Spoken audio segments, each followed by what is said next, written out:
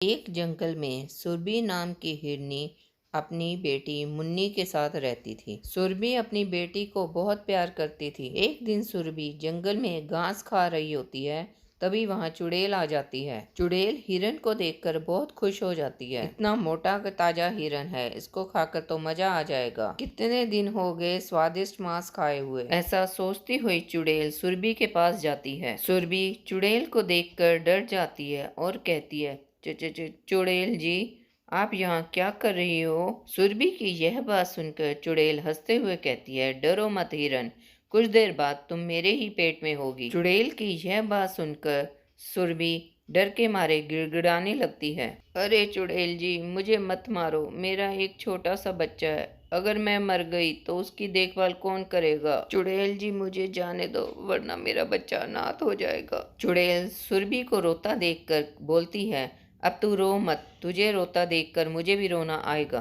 तब चुड़ैल कहती है, जा, अब मैं तुझे नहीं खाऊंगी, जा तू अपने बच्चे के पास जा। जा हिरनी जा, इससे पहले मेरा मन बदल जाए, तू चली जा यहाँ से। ऐसा कहकर चुड़ैल वहां से चली जाती है और सुरभि भी अपने घर की ओर चल पड़ती है। रास्ते में सुरभि को एक भेड़िया मिलता है।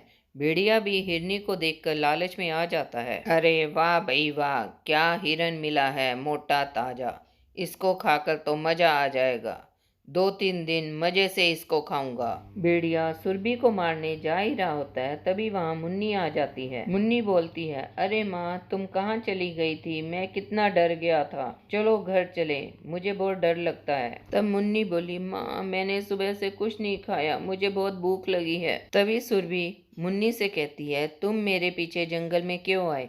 तुम्हें पता है ना कितने जंगली जानवर घूमते हैं, अगर तुम्हें कुछ कर जाते तो मैं क्या करती? सुरभि और मुन्नी बात कर ही रहे होते हैं, तभी वहां भेड़िया आ जाता है। तब भेड़िया बोलता है, मैं तो तुझे मारने ही आया था हिरन, पर तेरा माँ बेटे का प्यार देखकर मेरी आंखों में आंसू आ गए। मेरी माँ भी मेरा ऐसे ही ख्याल रखती थी, मैं अब तुम दोनों को नहीं मार सकता। भेड़िए की ये बात सुनकर सुरभि कहती है, बहुत बहुत धन्यवाद भैया, जो आपने मेरी जान नहीं ली। अभी सुरभि और भेड़िया आपस में बात कर ही रहे होते हैं, तभी वहां पर एक शेर आ जाता है जिसका नाम शेरू होता है। शेरू हिरन को देखकर बोलता है, हिरन, वो भी दो दो हिरन, बड़ा मजा आएगा, बड़े दिनों बाद इन दोनों का इकट्ठा मांस खाऊंगा और अपना पेट भरूंगा। ऐसा कहकर शेर हिरन की तरफ बढ़ने लगता है, तभी भेड़िया आगे आ जाता है और कहता है, शेरू, इन दोनों को जाने दो, जाने दो, इन दोनों को जाने दो। तभी शेरू कहता है, जाने दूं इन दोनों को? वो भी तेरे कहने पर? बिल्कुल नहीं, वैसे भी तू मरियल सा भेड़िया है, मैं तेरी बात क्यों मानूं? अरे भेड़िए, अगर सबको मैं छोड़ता रहा तो खाऊंगा क्या, भूखा नहीं मर जाऊंगा? जा भेड़िए, चला जा यहाँ से, मैं तुझसे नहीं लड़ना चाहता। और शेरू भेड़िए को साइड कर कर हिरन की ओर बढ़ने लगता है। तभी भेड़िया हिरनी से बोलता है, बहन, तुम भाग जाओ यहाँ से, मैं इतनी देर शेरू का मुकाबला नहीं कर सकता। वह भेड़िया शेरू पर हमला कर देता है। भेड़िए की ये बात सुनकर सुरभि और मुन्नी वहां से भाग जाते हैं और शेरू गुस्से में आकर भेड़िए को मार डालता है। सुरभि और मुन्नी को एक गुफा मिलती है, वह वहां जाकर छुपकर बैठ जाते हैं।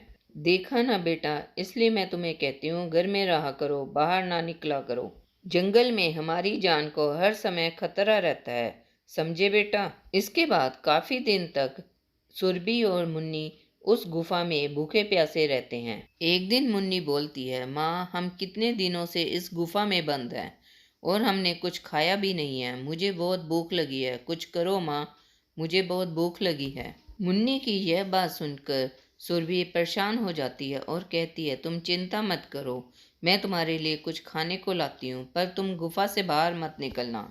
और सुरभि खाने की तलाश में जंगल की ओर निकल पड़ती है। इधर शेरू भी कई दिनों से सुरभि को ढूंढ रहा होता है। वह सुरभि को बोलता है, आ गई तुम, मैं तुम्हारा ही इंतजार कर रहा था, आज नहीं छोड़ूंगा तुझे, आज तो तुझे खा ही लूंगा।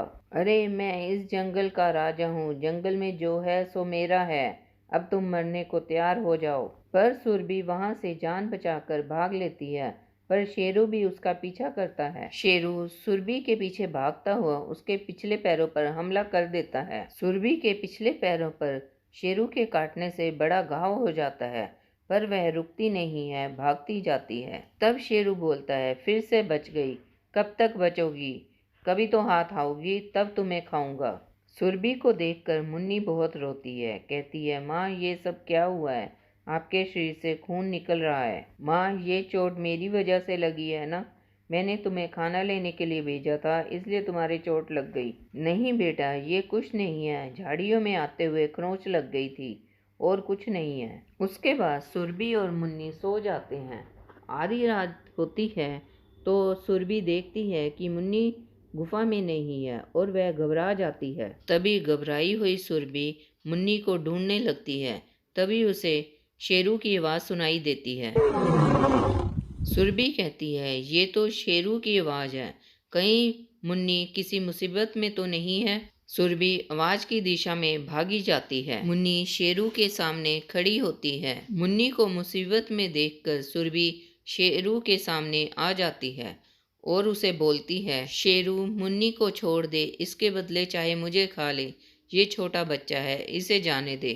तभी शेरू बोलता है, तू आ गई सुरभि, मुझे तो पता था। बच्चे को मुसीबत में देख तू जरूर आएगी। इतना कहकर शेरू सुरभि और मुन्नी की तरफ बढ़ने लगता है। सुरभि शेरू को अपनी ओर आता देख भगवान को याद करने लगती है। हे प्रभु, मेरी मदद करो, मेरी आपके सिवा और कौन मदद करेगा। सुरभि भगवान का नाम ले रही होती है कि तभी सामने एक चुड़ैल आ जाती है। शेरू बोलता है, क्या सुरभि, अब तुझे ये चुड़ैल बचाएगी? तब चुड़ैल शेरू की तरफ जाती है और उसकी गर्दन उखाड़ देती है। तब चुड़ैल कहती है, सुरभि, आज के बाद मैं तुम्हारे साथ ही रहूंगी, ताकि इसके जैसा कोई शेरू तुम्हारे नुकसान ना पहुंचा सके। उसके बाद सुरभि, मुन्नी और चुड़ैल तीनों एक साथ रहने लग जाते हैं।